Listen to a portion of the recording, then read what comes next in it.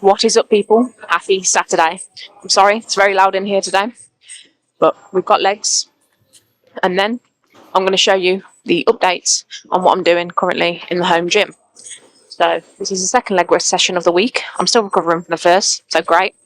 So yeah, let's get into it. I'm going to do a bit of a voiceover as well. I just want to kind of talk about a couple of things.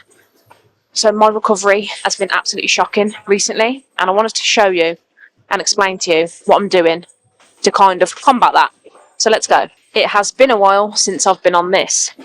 So we're going to work up to 2 heavy sets of 6 to 10 reps. Again, close stance because we are fucking up the quads. So let's go. Look, we're all human. I'm human. Recovery can fluctuate. You can be as rigid as you want with your routine, but sometimes if your externals are off, it's going to affect your recovery. We're human. That happens. And it's happened to me. I'm not going to sit here and claim to be perfect, but I'm going to tell you the facts and then I'm going to tell you what I'm doing to adjust it currently. So, here's what matters most. Sleep. This is where most of your recovery happens. I'm sure most of you know this, but if you don't, it's your sleep. Depending on who you speak to, around 7 to 9 hours is going to be the best. There's not going to be a shortcut that replaces it. Obviously, we all have late nights, we all have early mornings, but you need to ensure you're getting your sleep in, not only for your recovery, but your brain health as well. It sounds silly, but think of it this way. Your body rebuilds your muscle and it almost resets your hormones when you're out cold. Think of it like charging. Nutrition. Nutrition is key.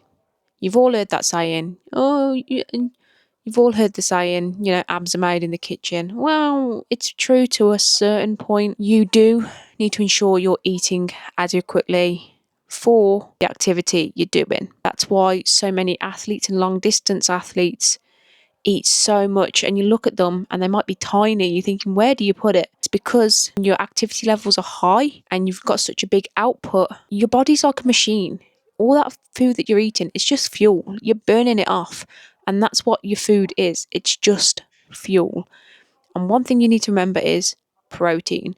And this is something, especially as I've been in my calorie deficit and I've dropped a lot of weight, even in the depths of my calorie deficit and I've been on lower calories than I usually would be, keep protein high. And that's something I've really, really tried to aim for this time round, is when I'm snacking, if I'm going to snack, it's got to have high protein in. So ideally, you want at least 1 gram per pound of body weight if you're training hard, and that's on the lower end. That's just the lower end. I will do another video delving into it, onto what I think is optimal, but that's just the lower end. That's what you need to be eating if you're training hard. Hydration. I know, I observe people on a day-to-day basis. I know some of you don't get enough water, and I'm not talking about tea, I'm not talking about coffee, I'm not talking about iced coffee or energy drinks. I'm on about water. That comes from God's green earth. Water. Every process in our body depends on water. It helps your skin. It's going to help your organs as well. You need to drink.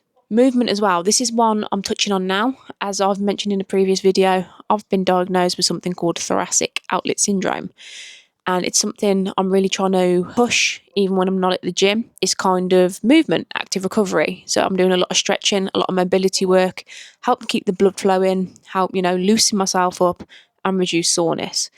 And especially if you've been going to the gym for years and years, don't neglect your stretching and mobility. It will catch up to you and it will be a burden. Trust me, I'm going through it. Stretch, do your mobility work, keep yourself limber. Last but not least, mindset. Rest days are not weakness, they are strategy. You earn your progress by knowing when you can push and push hard and when you need to pull back and recover.